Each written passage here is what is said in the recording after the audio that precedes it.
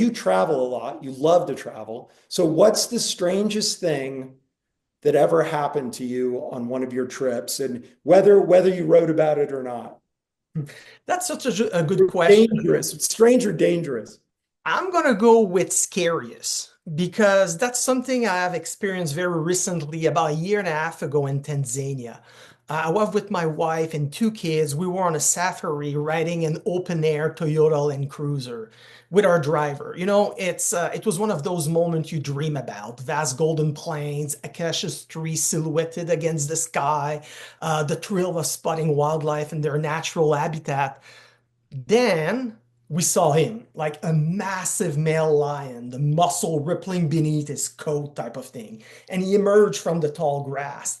And he was really close, man. I would say even too close. And our driver, I remember, went completely still, which honestly is never a good sign when you're with a professional.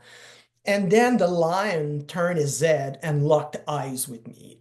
And honestly, there was something primal about being stared down by an apex predator. Like everything in me screamed, move, get away. But I knew better, and we all sat frozen, me, my wife, and two kids.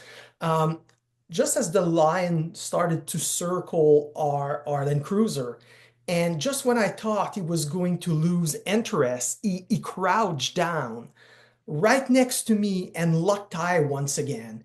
And he was so close that I could see the scar on his face, the flirts of dirt on his nose, and his amber eyes, man, was like straight at me. And then he did his business, like not 2 feet away from me. He didn't even break eye contact. I don't know what it was, but I'm sure it could have been a dominance move, Like he wanted me to know exactly where I stood in the food chain. And let me tell you, I got the message loud and clear. Well, that's funny because they always tell you, the animals see this as one animal too large for them to attack. And I think, no, Exactly. they don't. They're looking right at me. They're thinking, is it time for lunch? But that's what they always tell you. And I'm not buying it.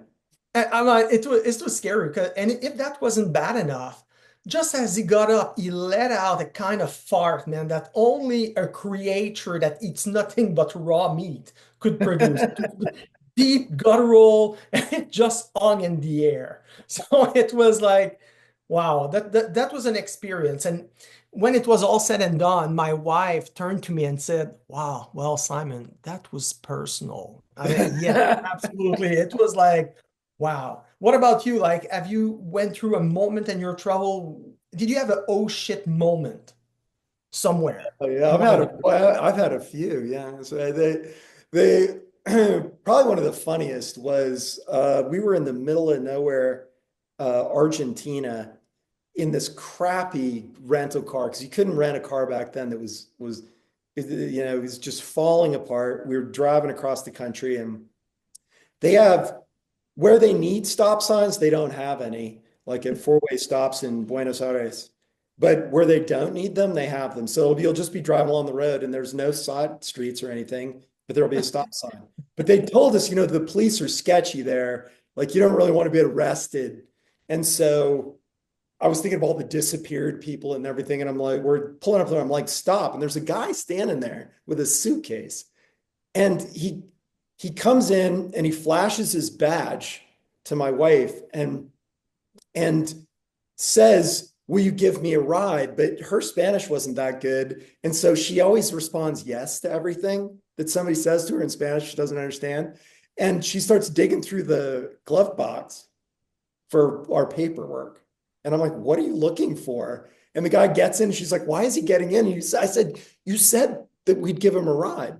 And so he's just like, we're like, "Where are you going?" He's just like, "Just keep going."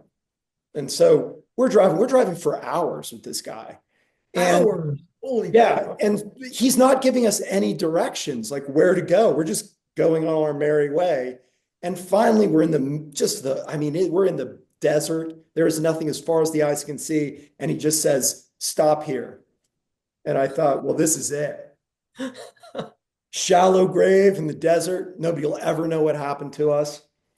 And he gets out with his little rolling suitcase and is like, thank you, and just starts walking across the desert with it, rolling behind him. That is so weird. This It's is like but Fargo TV show level, like completely messed up.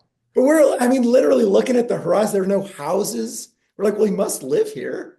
So yeah, And I but guess you had no discussions with him while you were in the car. You like didn't. chit chatted, and honestly, he got us through a roadblock because they have all these like roadblocks for fruits and vegetables. Yeah. So at this point, we got to one and we thought this guy isn't a cop. We're gonna like get out of the car and tell the police, right? All this stuff. And so we pull up, we hadn't even stopped, and he leans forward, sticks his badge out the window, and they're like, keep going. And we're like, and we thought, oh, well, there was our opportunity to like get out of Oh the car. God. All right. So at least I thought what you were going to say at the beginning when Kim was looking in the glove box that she was looking for a gun or a No, revolver. God, no, no, no, no. Because she thought he wanted like our registration or something. And I'm like, no, no, you told him we were gonna give her a ride. So